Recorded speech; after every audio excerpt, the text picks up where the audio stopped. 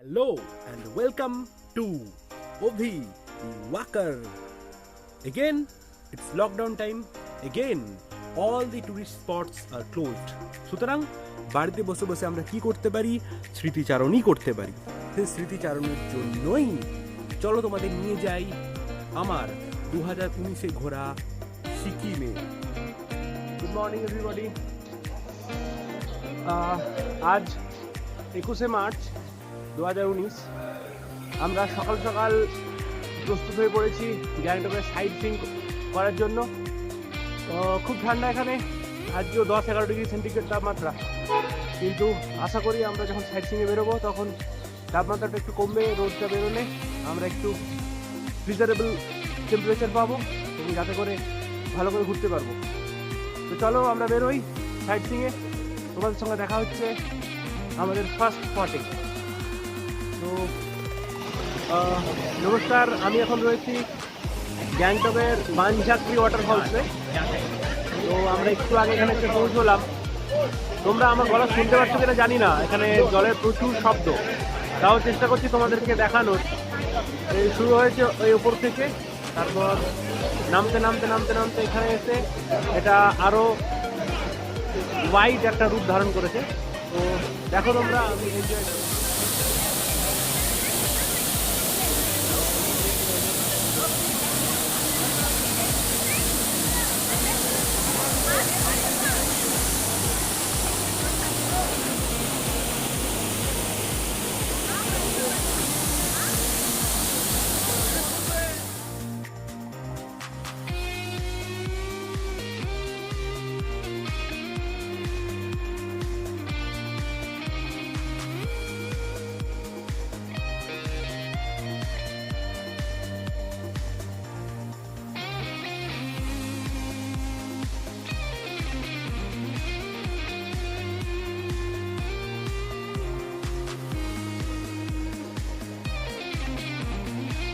বানঝাকরিকে বিদায় জানালাম।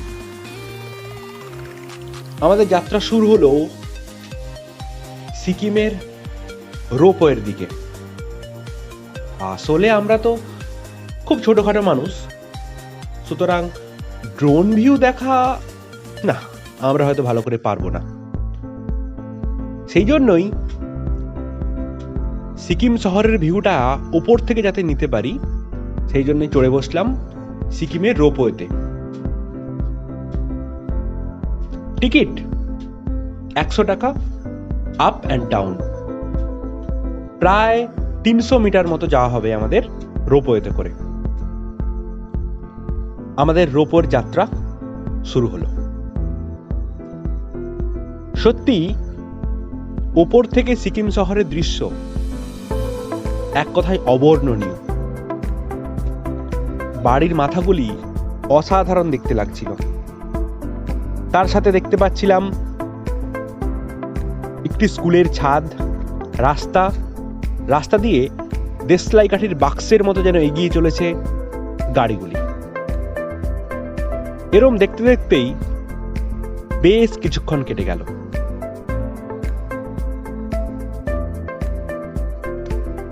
তারপর আবার ফিরে আসা সেই রোপওয়েতে চড়েই। রোপওয়ে থেকে নেমেই আমাদের পরের ডেস্টিনেশন ছিল গণেশ টপ, তারপর হনুমান টপ। সেখান থেকে চলে গিয়েছিলাম তাসি ভিউ পয়েন্টে। এইভাবেই সিকিমে আমাদের প্রথম দিনের যাত্রা শেষ হল। ও হ্যাঁ, বলতে তো ভুলেই গেছিলাম, যখন আমরা ফিরছি রাস্তার পাশে একটা দারুণ সুন্দর ছোট্ট ঝর্ণা দেখলাম। সেটা দেখে কি আর দূরে দাঁড়িয়ে থাকতে পারি? এগিয়ে গেলাম ঝর্ণার দিকে।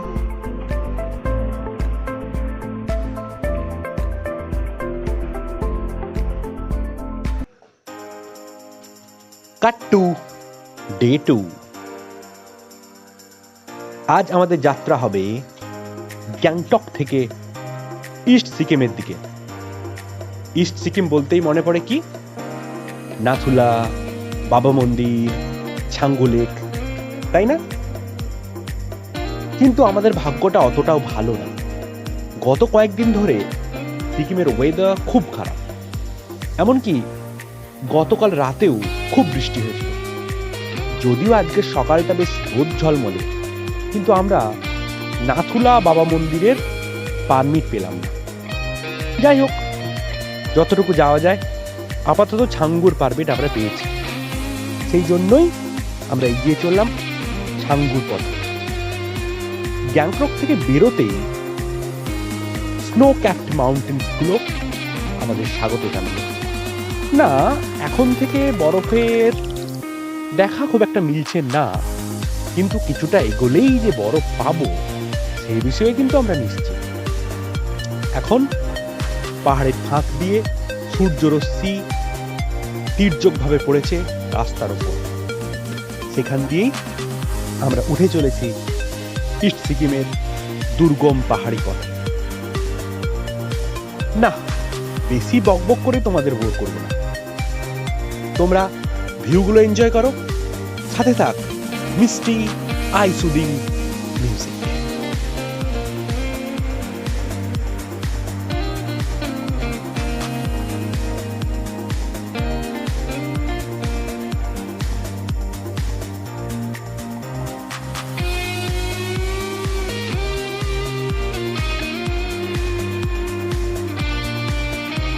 বলেছিলাম বকবক করব না, কিন্তু ওই ব্লগারদের যা স্বভাব, ঠিক বকবক করতে চলে আসে। এগিয়ে চলেছি আমরা ইস্ট সিকিমের আঁকা বাঁকা সর্পিল পথ ধরে। মাঝে মাঝে দেখতে পাচ্ছি সুন্দর ভ্যালি, আশেপাশে বেশ কিছু আর্মি ক্যাম্প রয়েছে।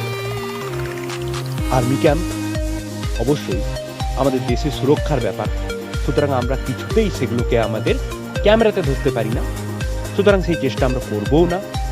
আমরা কিসের জন্য এসেছি? ভিউ এনজয় করতে। আমরা ভিউ এনজয় করব, তোমাদের ভিউ দেখাবো, এটাই আমাদের একমাত্র প্রায়োরিটিস। তো এগোতে এগোতে একটা কথা বেশ মনে পড়ছিল। আজকাল সিনেমার শুটিং এর জন্য বলিউড তো বাদই দিন, টলিউডও বড্ড ছুটে যায় সুইজারল্যান্ড, ইউরোপ, ইটালি, এই সমস্ত দেশে। কিন্তু এই সিকিমের পথে চলতে চলতে খুব মনে পড়ছিল আমাদের দেশ না, কোনো অংশে কিন্তু কম নয়। এগুলোকে যদি আমরা আরেকটু ইমপ্রুভ করে শুটিং স্পট বানিয়ে ফেলতে পারতাম, তাহলে হয়তো আমাদের দেশের মানুষ আমাদের দেশের সৌন্দর্যটাকেই আরো সুন্দর করে উপভোগ করতে পারত, এবং ট্যুরিজম বিজনেস আরো বেশি গ্রো করতে পারত। আমাদের দেশের মধ্যেই সেই টাকাগুলো থাকতো যেগুলো আমরা বিদেশে গিয়ে বিলিয়ে দিয়েছি। তোমাদের কি মনে হয়, তাই না?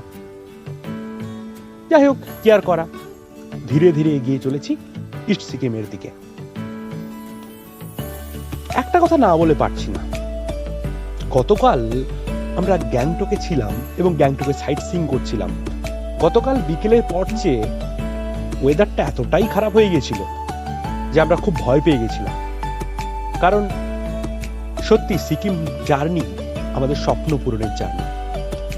আবহাওয়া খারাপ থাকলে কি করে ভিউ আসবে বলুন, তাই না? কিন্তু আবহাওয়া দেবী আমাদের উপর সত্যিই সদয়, আর সকাল থেকেই আবহাওয়াটা বড্ড রোদ ঝলমলে। হ্যাঁ, আকাশটা হয়তো ব্লু নয়, quite naturally it's the month of March. যদি অক্টোবর নভেম্বর নাগাদ আসতে পারতাম, আকাশটা হয়তো খুব নীল পেতাম। এখন আকাশটা কিছুটা হেজি। যাই হোক, নেই মামার চেয়ে কানা মামাই ভালো। এগিয়ে এসেছে অনেকটাই, ওই তো সামনেই বরফ। ভাগ্যদেবীকে অনেক ধন্যবাদ। At last we are seeing the snow-capped mountains. Mountains? এটা কি শুধু পর্বত? না, এটা তো সেই হিমালয়, সেই স্বপ্নের হিমালয়। ছোটবেলা থেকে ভূগোল, ইতিহাস, বিজ্ঞান, সাহিত্য সবকিছুতেই এর উল্লেখ। ছোটবেলা থেকেই হয়তো মনের মধ্যে স্বপ্ন বুনছিলাম, কখন যাব হিমালয়ের কাছে, কখন দেখব তার অতুলনীয় সৌন্দর্য, কখন ক্যামেরার চোখ দিয়ে তোমাদের দেখাবো এই সৌন্দর্য। বেশি অপেক্ষা করতে হলো না। আমাদের সামনে এখন দিগন্ত বিস্তৃত হিমালয়, তার মাথায় জুড়ে থাকা শ্বেত শুভ্র বরফ। বরফ দেখে তো আমরা সত্যি ঠিক থাকতে পারলাম না। মেতে উঠলাম আনন্দে, মজায়, ঠাট্টায়, ইয়ার্কিতে। তার সাথে চলছিল গানের, কবিতার কম্পিটিশন। কে বরফ নিয়ে কত গান জানে, কে বরফ নিয়ে কত কবিতা জানে, তাই এলোমেলো ভাবে চলছিল আমাদের মধ্যে। সামনে বরফ, তার দিকে আরো আরো এগিয়ে চলেছি আমরা। আমাদের ড্রাইভার দাদা বলছিলেন সামনে নাকি আরো অনেক বেশি বরফ পাবো। সেই আশাই বুক বাঁধতে বাঁধতে এগিয়ে চলেছি ছাঙ্গুর পথে। ছাঙ্গু লেক সম্বন্ধে তোমরা অনেকেই জানো, আমি চেষ্টা করি কিছুটা বলে দেওয়ার। Changu lake, or it can also be named as Shamogo Lake. The altitude of the lake is 12,400 feet from the sea level. মানে সমুদ্রপৃষ্ঠ থেকে 12,400 ফিট উঁচুতে অবস্থিত এই ছাঙ্গু লেক বা সমগো লেক। একটা কথা শুনেছিলাম, ছাঙ্গু লেকের সবচেয়ে সুন্দর ভিউ পাওয়া যায় নাকি ডিসেম্বর জানুয়ারিতে। কেন না, তখন ছাঙ্গু লেকটা সম্পূর্ণ জমে থাকে। এখন মার্চ, সুতরাং ওই ভিউ না আমরা পাবো না, কিন্তু যেই ভিউটাই পাবো বলে আশা করে আছি, সেই ভিউটাও যদি পেতে পারি তাহলেও নিজেদের খুব খুব ভাগ্যবান মনে করব। আরো আরো এগিয়ে চলেছি পূর্ব সিকিমের আঁকা বাঁকা এলোমেলো পথ ধরে। একটু আগে বলছিলাম না কানে তালা লেগেছিল। কানে কিন্তু সববার তালা লেগেছে। ইটস কোয়াইট অবভিয়াস, কারণ আমরা এখন অনেকটাই উপরে চলে এসেছি, ওভার 10,000 ফিট। সুতরাং হাওয়া এখানে অনেকটাই হালকা হয়ে গেছে। সুতরাং সেই পরিবেশের সঙ্গে মানিয়ে নিতে গিয়ে আমাদের কানে তালা লাগাটা খুবই স্বাভাবিক ব্যাপার।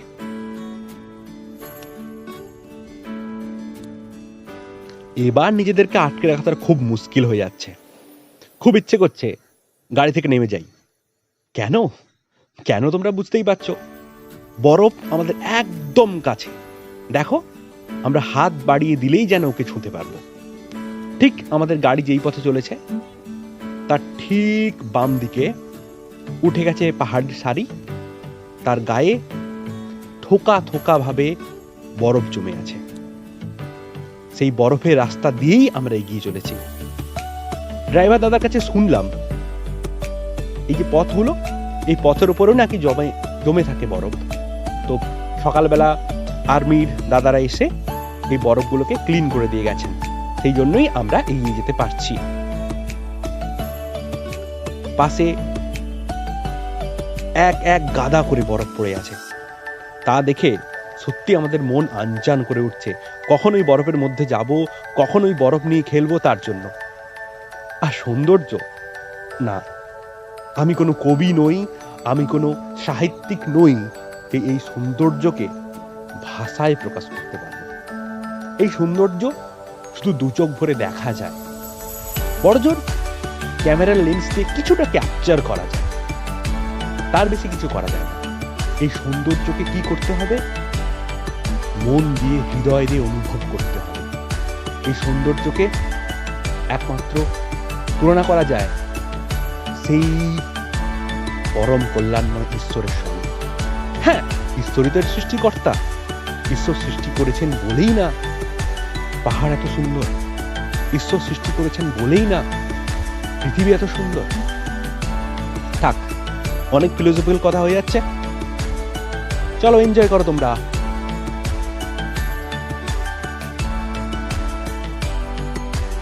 সামনে প্রচন্ড বরফ পড়েছে, আর কিছুটা দূরেই আমাদের দাঁড়িয়ে যেতে হবে। ওই তো এসে গেছে ওই জায়গা, এখান থেকে গাড়ি আর এগোতে দেওয়া হবে না। আর কিলোমিটার 4 দূরেই হয়তো ছাঙ্গু ছিল, কিন্তু ছিল ভেবে তো লাভ নেই, আমরা আর এগোতে পারবো না। এখানে গাড়ি দাঁড়িয়ে যাচ্ছে,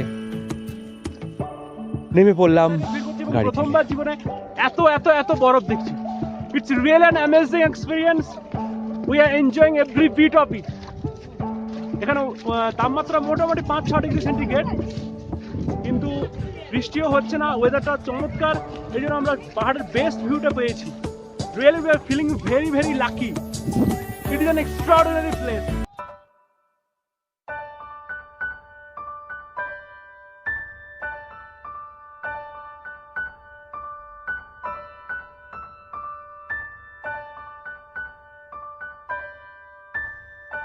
মনে একরাশ প্রাপ্তি আর কিছুটা অপ্রাপ্তি নিয়েই আবার ফিরে চললাম গ্যাংটকের পথে। নিজেদের কাছে নিজেরাই প্রমিস করে এলাম, পরের বার ঠিক ওয়েদার দেখে আসবো। সেবার কিন্তু গ্যাংটকের থেকে বেরিয়ে এসে ছাঙ্গু, বাবা মন্দির, নাথুলা না, কোনোটাই মিস করতে পারবো না। সব কিছু এনজয় করে তারপর ফিরব। ততক্ষণ পর্যন্ত বাবা হিমালয়, ভালো থেকো তুমি, রূপের ডালি এভাবেই সাজিয়ে রেখো।